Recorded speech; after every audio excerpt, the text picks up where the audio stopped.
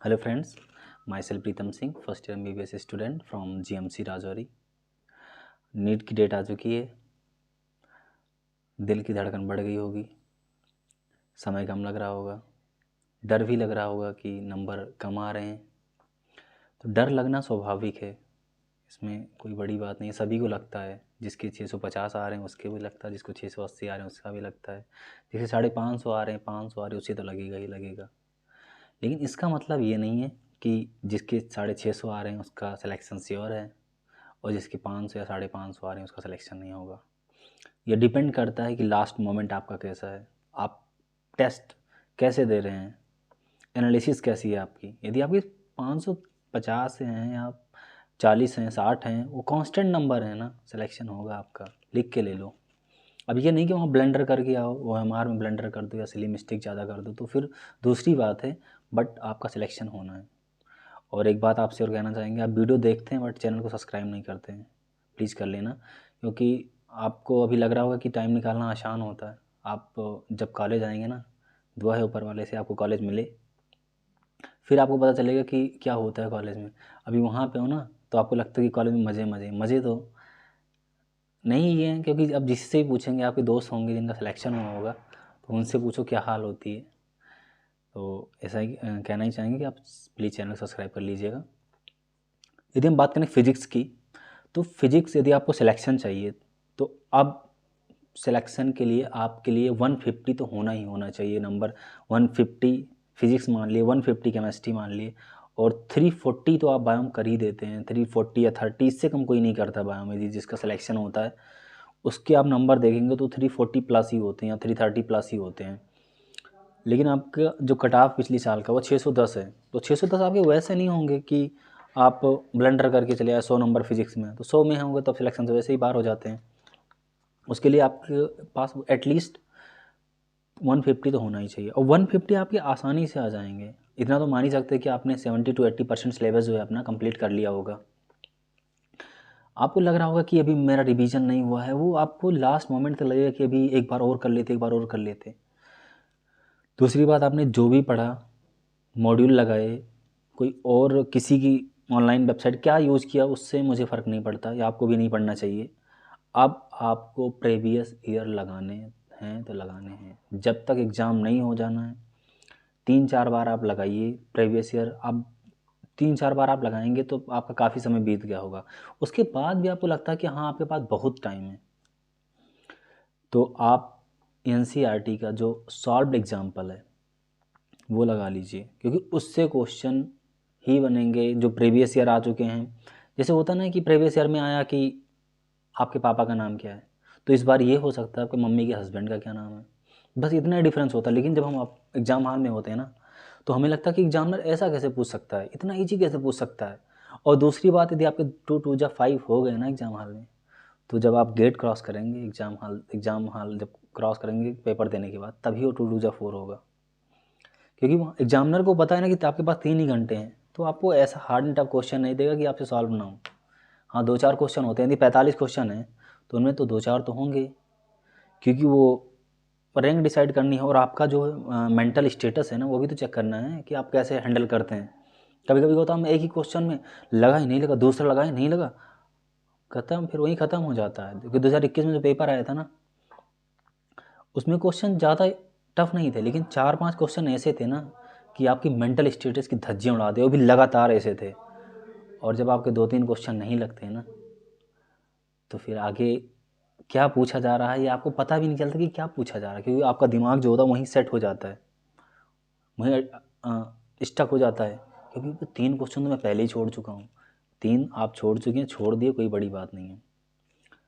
42 बचे हैं, 42 के 42 या 40 सही करके आएंगे, और वो सही करने वाले होते भी हैं यदि हम सिली मिस्टेक ना करें।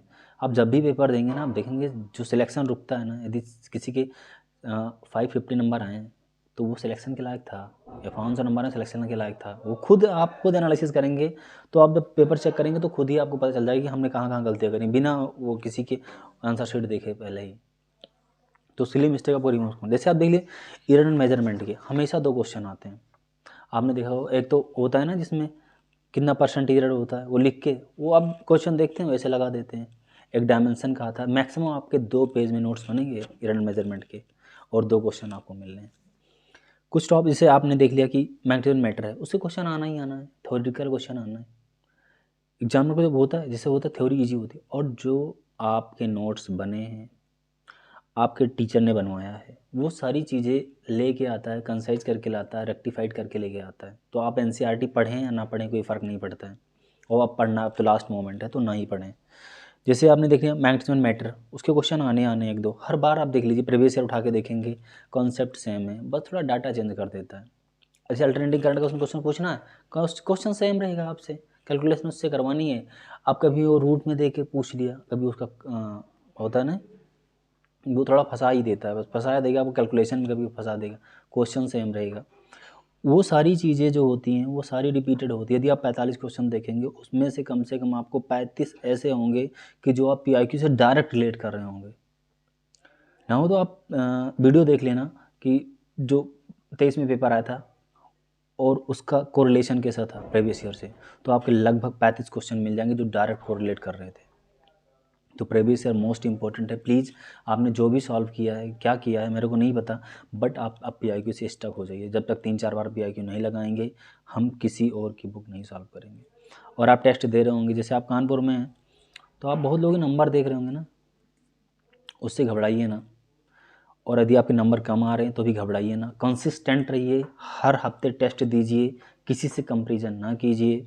और जैसे आपने देखा केटीजी है, एक जगह आपने टीचर ने 2-3 पेज में कराया होगा और आपने उसे 1 पेज में निपटा दिया होगा, तो उससे 1 या 2 क्वेश्चन हमेशा बनना है। और कभी कभी वो तो फार्मूला पूछ लेता है या कभी थ्योरेटिकल पॉइंट पूछ लेगा। अब थर्मोडायनेमिक्स आपने ले लिया, वो आपसे 2 क्वेश्चन पूछेगा तो वो कैलकुलेशन नहीं कराएगा आपसे। ग्राफ दे दिया, एक ऊपर एक नीचे, और आप पहला ही ग्राफ देखते हैं जो गलत वाला होता है, और खुशी में आ रही है तो मैं पढ़ के आया हूँ, एग्जामिनर को भी पता है कि आपका माइंड सेट क्या है, चलिए मिस्टेक करवाना चाहता है आपसे, खट से मारा, आगे बढ़ गए, -1 के साथ आप चले जाते हैं। तो जैसे आप नहीं देखा, जैसे आप इलेक्ट्रोमैग्नेटिक वेव देख लिया, उससे क्वेश्चन आने 1-2 क्वेश्चन हर बार आता है।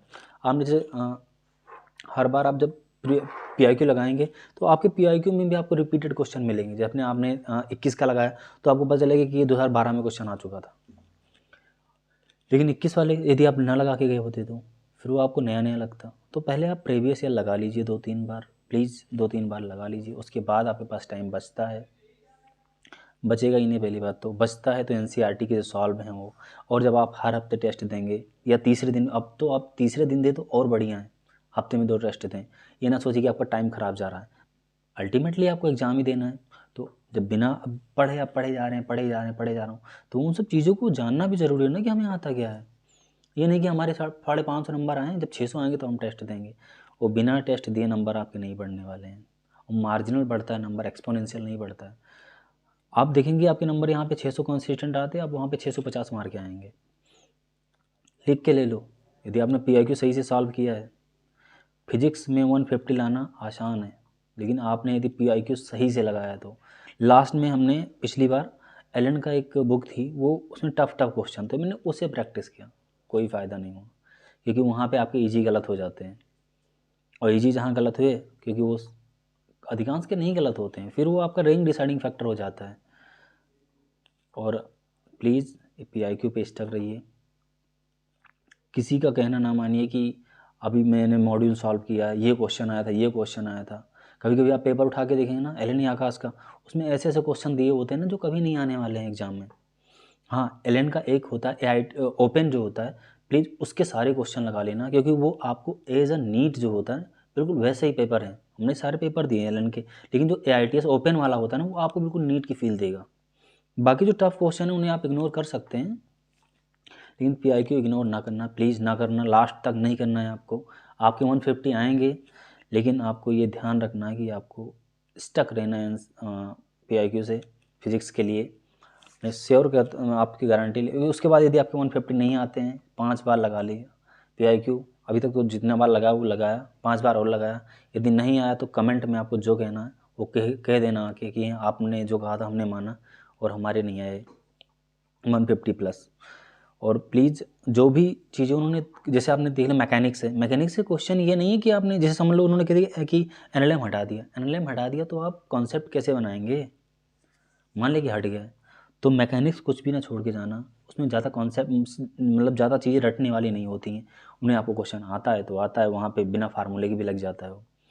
और जैसे आपने जो चैप्टर फार्मूले वाले हैं उनके फार्मूले देख के ज़रूर जाना, क्योंकि जो नीट होता है, नीट है वो आप फार्मूला बेस्ड ही क्वेश्चन पूछता है, ये नहीं कि वहाँ से आपको सारा डेरिवेशन करवाना है, तो डेरिवेशन पे ध्यान ना दो, आप PIQ लगाओ, एक फार्मूला सीट बना लो, या आपने नहीं बनाना, ज़्यादा लगता है कि उसकी समय नहीं है, तो जहाँ आपने कॉपी बनाई है, आपने जो भी नोट्स बनाए होंगे वहाँ पे आप रेड पेन ले लो या कोई भी ले लो पेन और उसे सर्कल कर दो।